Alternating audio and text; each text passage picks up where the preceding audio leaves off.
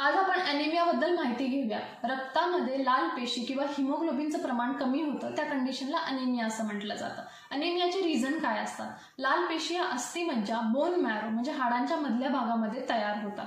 अस्थिमज्जाच्या कोणत्याही आजारामध्ये लाल पेशी कमी प्रमाणात बनतात, त्याच्यामुळे अॅनिमिया होतो। लाल पेशी तयार होण्यासाठी हिमोग्लोबिन, फोलिक ऍसिड, B12 आणि आयर्नची गरज असते। हे घटक शरीरामध्ये कमी झाले तर अॅनिमिया होतो। खूप काळासाठी रक्तस्राव होत असेल, अंगावरून रक्त जात असेल तर लाल पेशी शरीरात कमी होतात आणि अॅनिमिया होतो। अॅनिमियाचे सिम्पटम्स काय असतात?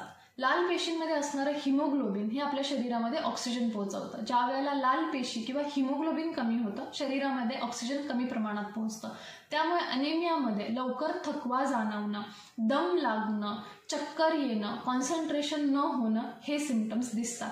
आयर्न डेफिशियन्सी होते, त्याच्यामुळे हेअर फॉल, ब्रिटल नेल्स हे सिम्पटम्स दिसतात।